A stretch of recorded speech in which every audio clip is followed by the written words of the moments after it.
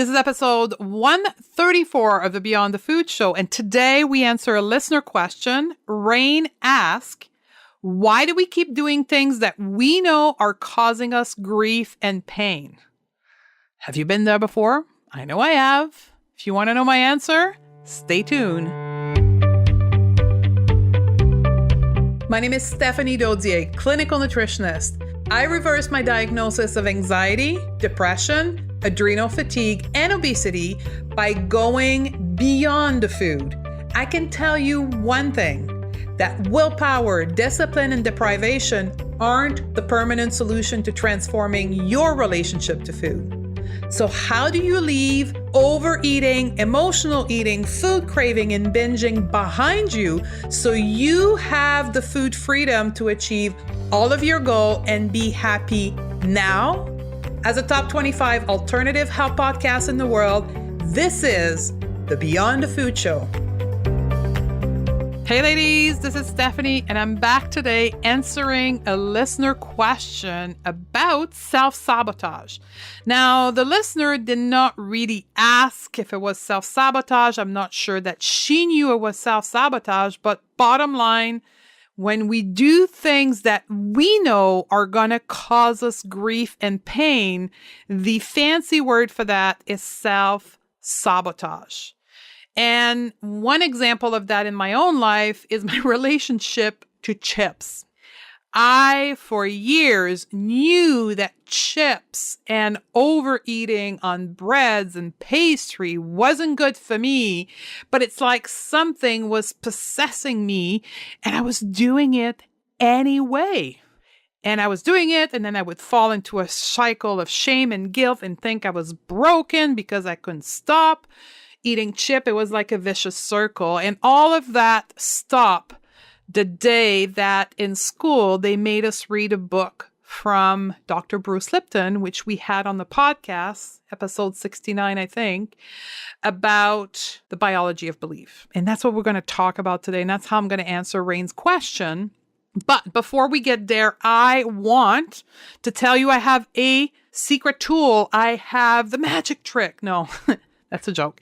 I have a live workshop on self-sabotage coming up on May 31st, 2018. So today is the day where we are opening registration for this live workshop that is called How to Stop Overeating Without Willpower and Discipline. It is on Thursday, May 31st. There's 3 different times into the day. Each class can hold 100 people. So the seating is some kind of limited. So I hope some of you will have the chance to come in. So go and register right away. We're going to cover how your brain drives overeating, which is what we're going to talk about in part today, how to connect with our hunger cues, and how to stop self-sabotage. So if you want to go and register, you can simply go to the show notes, stephaniedodier.com/135, and pick your time, and then you're going to be with me in the workshop.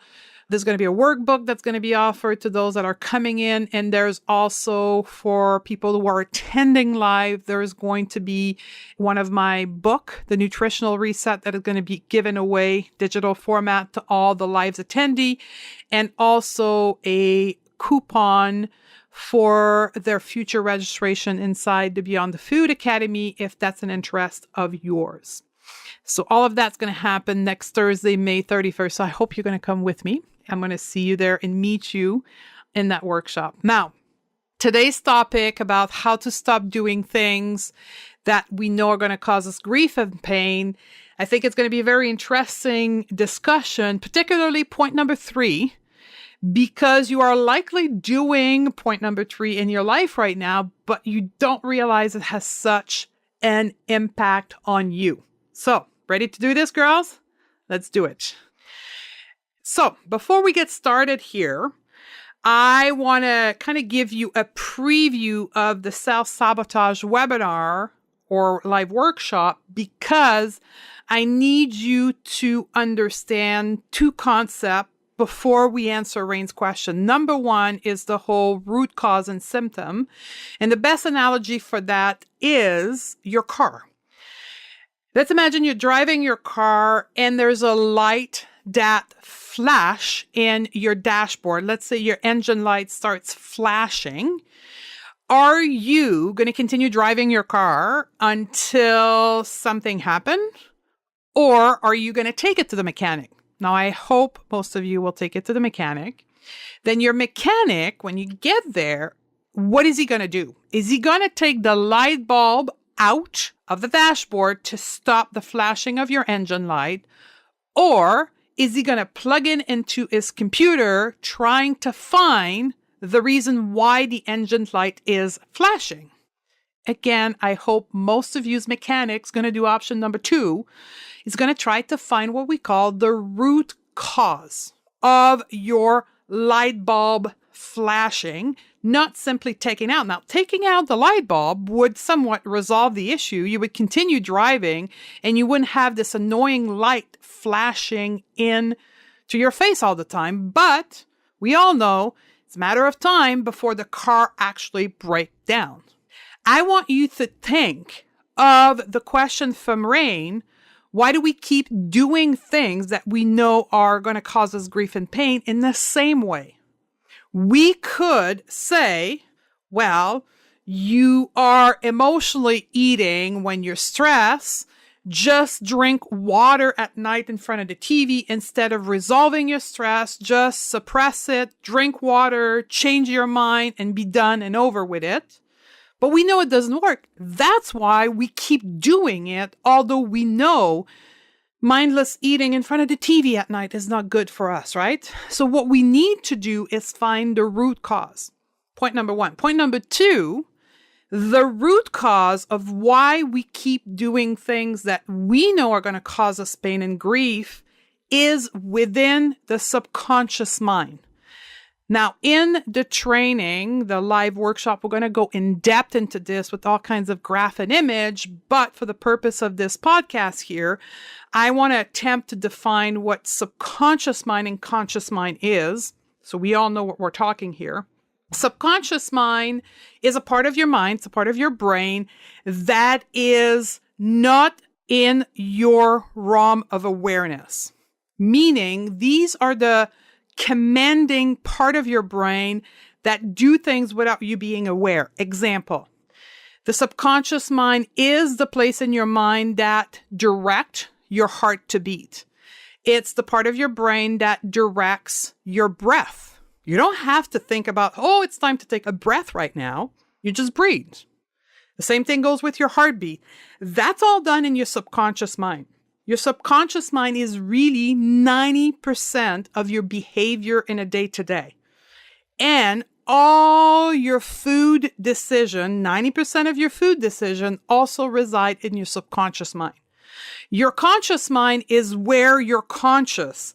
I'm on a cruise ship right now, so I am going to go to the pool after recording this podcast. That is in my prefrontal cortex, in my conscious mind. I'm making a decision. I'm conscious of the decision that I am making. Conscious mind, subconscious mind, 90% of your food decision are residing within your subconscious mind. And within the subconscious mind, that is where we're making those craving, those binges, those overeating, those decisions that we know are going to hurt us. Although your brain, your conscious mind know it's not good, the subconscious mind is driving it. And guess what? The strongest part of your mind is your subconscious mind. It's the biggest and the strongest. So no matter how much willpower and discipline, which reside in the conscious mind, you have, if there is a belief in your subconscious mind that doing something is better for you, although you know that it's going to cause you pain and grief, you're still going to do it because your subconscious mind will win. Which then gets me into one of the reasons why we keep doing things that we know is going to hurt us and cause us grief is because in our subconscious mind, we No, we believe that this decision, this situation is serving us in some way. We are receiving benefit from that decision, from that choice in our subconscious mind. So for example, if you're failing at your attempt to lose weight, although you want more than anything to lose weight, but your behavior, your craving, your overeating, your binging gets in the way of doing that, it's likely because you keeping your weight on is a greater benefit to you in your subconscious mind than losing the weight is in your conscious mind. It's likely something around the realm of protecting yourself, because we're all about survival as a human being. And it's likely this weight situation is protecting you from what your subconscious mind believed to be a greater danger than not losing the weight. Crazy, right? But that's why emotional relationship to food in any kind of way is not a quick fix. Is because we have to work at the level of your subconscious mind. We need to teach your subconscious mind that the benefit of you no longer having those emotional relationship to food is okay. It's not scary, and it will actually make you a better human being. So the question you need to ask yourself is, how is the behavior bringing me a greater benefit than not doing it? What really am I protecting myself against? We're going to take a quick break from our chat to give a shout out to our show sponsor, Health IQ. And I am so excited to be partnering with them and bringing you forward an innovative insurance company for the American listener. Health IQ helps health-conscious people like yogis, runners, cyclists, weightlifters to get lower rate on their life insurance. Just like you save money on your car insurance for being a good driver, Health IQ saves you money on life insurance for living a health-conscious lifestyle. Isn't it time that we get rewarded for our good health choices? Now, how do you get started? Very simply by qualifying through the Health IQ quizzes. And also, listen to this, if you submit actual training data through the various apps available, you can save additional dollars. To get started now, simply go to stephaniedodier.com/health IQ and take the test to see if you qualify. And when you get to speak to an agent, mention the code Beyond the Food to support the show. So get started now on saving money on your life insurance. Now, a shout out to our other show sponsor, Muse. And I'm very grateful to team up with Muse to bring you the first tool in the world to help you learn to meditate at home. Muse is a wearable brain sensing headband that measures our brainwave and sends the feedback to an app on our personal device. I love my Muse because it transformed my meditation practice. I wear it daily for my 10-minute session in the morning, and it coaches me through my practice by giving me real-time feedback on what's happening in my brain and helping me refocus during my meditation. I love this partnership with Muse because it brings the tool to the first timer and it helps expand the practice of the more advanced meditator. So it's time for you to get your Muse on and learn to calm your mind through meditation. And here's the thing, as a listener of the Going to Beyond the Food show, you get 15% off of the purchase of your Muse. To take advantage of this offer, simply go to stephaniedodier.com/muse. And again, the URL is stephaniedodier.com/muse, and register through this URL to get 15% off. So join me in my 10 minutes meditation practice every morning and get our Muse on and go beyond the food together. So you are gaining some kind of benefit around that behavior. Point number 2, there's a lack of self-respect and love or self-love towards yourself. Now, I know for some of you, this may sound woo-woo and corny. You've heard that self-love this and self-love that. Bottom line is this. Your belief that you love yourself in your conscious mind is not what your subconscious mind believes. Your subconscious mind does not see in your day-to-day action that you are really respecting and loving yourself. So there's a conflict between what you think you believe and what you're really doing on a day-to-day basis. Your struggle to stop doing what's causing you pain and grief is simply a reflection of you lacking respect and love towards yourself. Really, when you think about it, how could you do something that hurts you if you really are respecting yourself? You know you wouldn't do it for someone else, right? You know that the people you respect and love, you won't go out there and hurt them on purpose. You may do it as an error or mistake, but you wouldn't go out and hurt them. But you are doing that towards your own self by having those behavior that you know are of no help to you. So really look at yourself in the mirror and ask yourself, do I have a loving and respecting relationship towards me? Now, stay tuned because the next podcast episode, 135, we're going to talk about body image. And I don't want to steal the show, but know this. If you go around right now shaming yourself, hating on your body, and then pretending that you are practicing self-love, that is, my friend, a conflict. You are going out consciously saying that you're loving yourself, that you have a self-love relationship with yourself, you're taking care of yourself. Meanwhile, when you pass in front of a mirror, you shame yourself because, I don't know, your tummy's too big, you're too fat, you're too this, your hairs are not blah, blah, blah, blah, blah.